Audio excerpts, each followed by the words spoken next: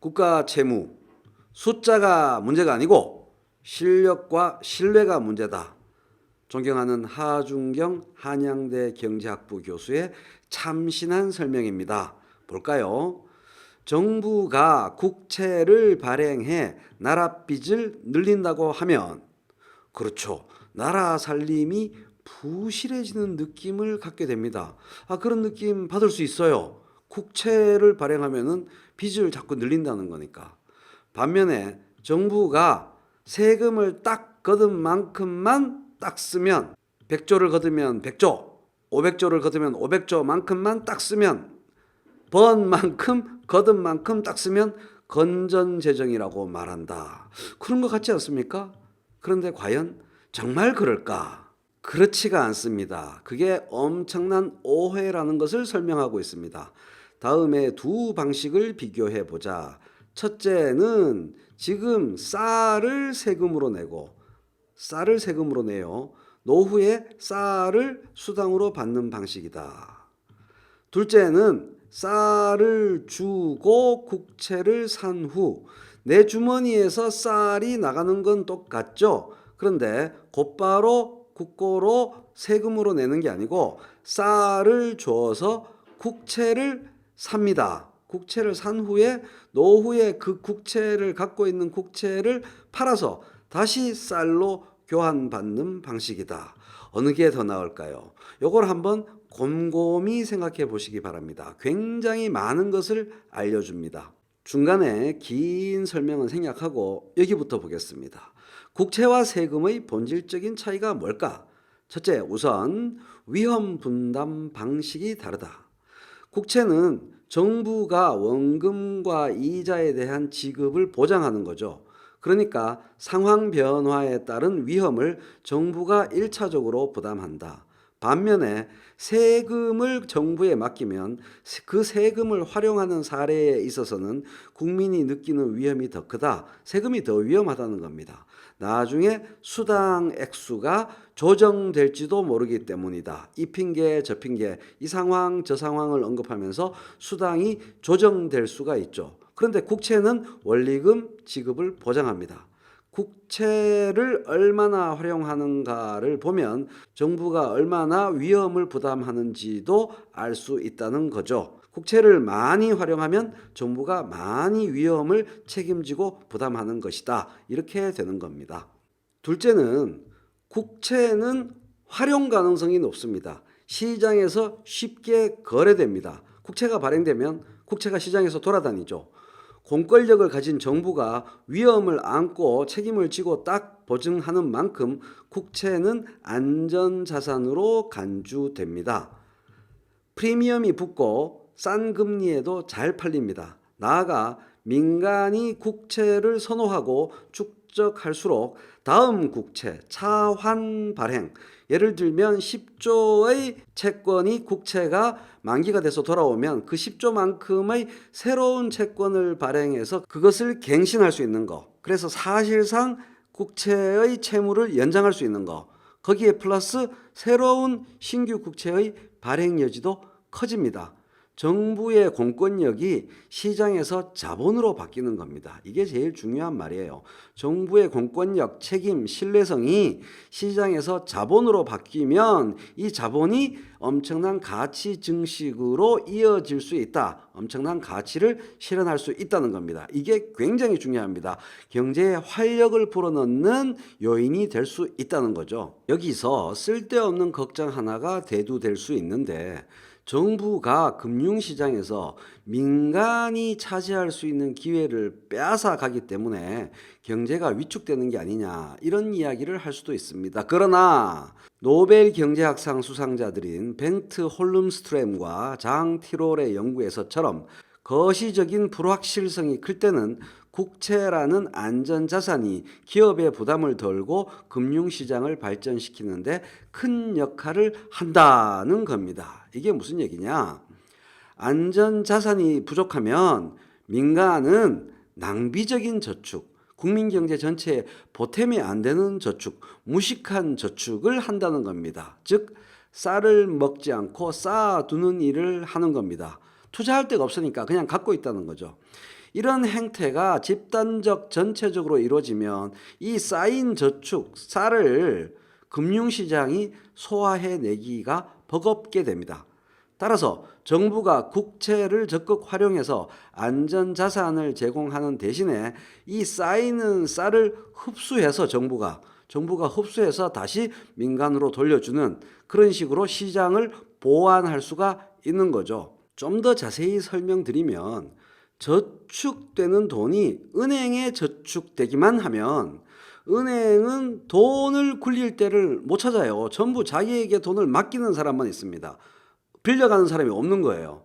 그래서 산업 영역, 소비 영역의 투자가 활성화되지 않아서 경제가 쪼그라드는 악순환이 벌어진다는 겁니다.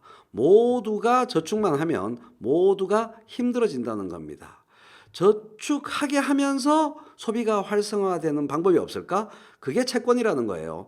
바로 이때 저축이 채권에 돈을 묻어두는 형태로 이루어지면은 그 돈이 문 닫힌 은행, 다시는 탈출하지 못할 은행으로 들어가는 게 아니고 문이 활짝 열려 있는 정부로 들어가게 되어 있거든요.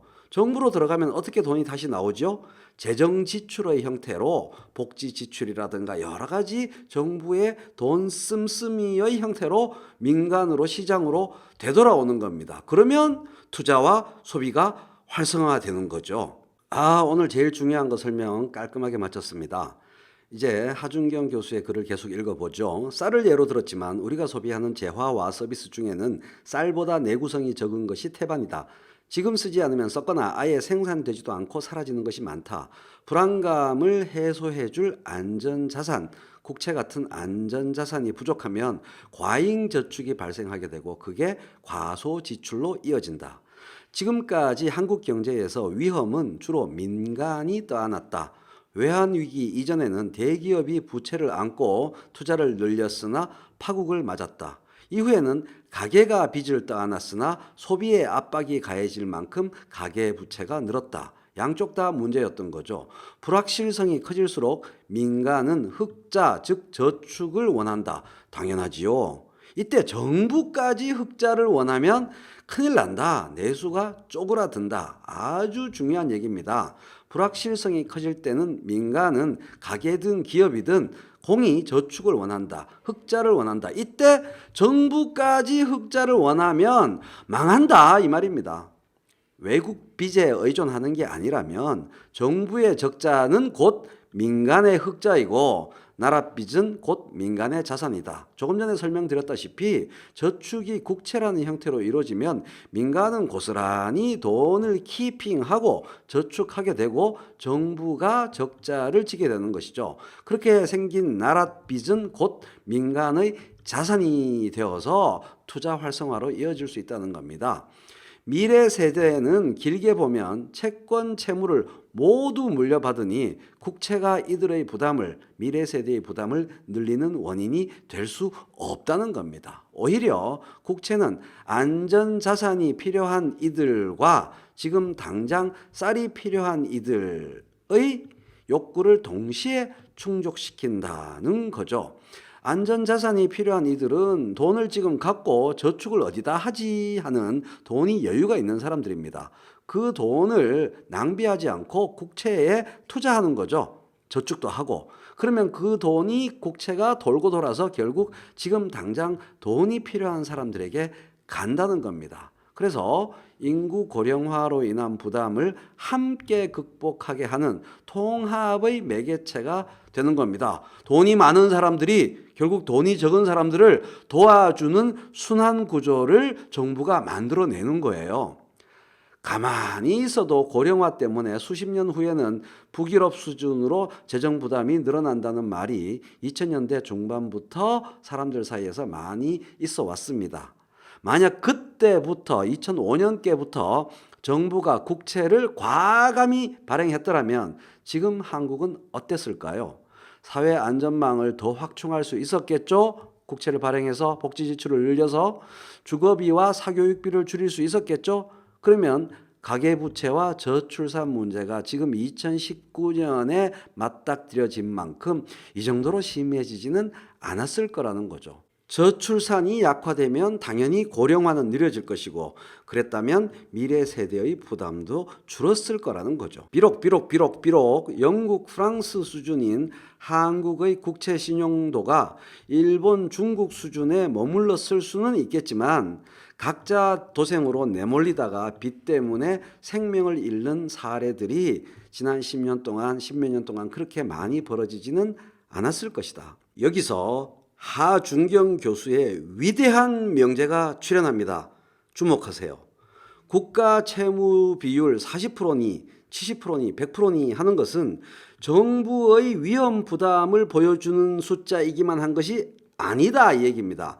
정부의 위험 부담을 보여줄 뿐만 아니라 이에 따른 사회적 이득의 정도를 함께 보여주는 게 그 국가 채무 비율이라는 겁니다. 국가 채무 비율이 높으면 사회적 이득의 정도도 높아진다는 겁니다. 위험 부담도 높아지지만 함께 정비례하는 거예요. 그렇기 때문에 40%를 지키자는 주장은 과학적 근거도 없고 실익도 없습니다. 사회적 이득을 줄이자 이런 얘기에 불과하다는 얘기예요.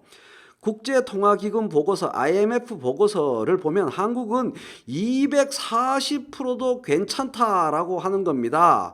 왜 계속 정부의 위험 부담을 줄이기만 하고 그리하여 사회적 이득의 정도를 줄이기만 하느냐 이 말입니다. 정말 중요한 것은 위험 관리 능력입니다. 정부의 위험 부담을 높이고 위험 관리 능력을 그에 따라 함께 늘리면 된다는 겁니다. 정부가 실력이 있고 신뢰를 받으면 일본처럼 200%를 넘겨도 되지만 달러 빚을 써야 하면 40%도 위험한 겁니다.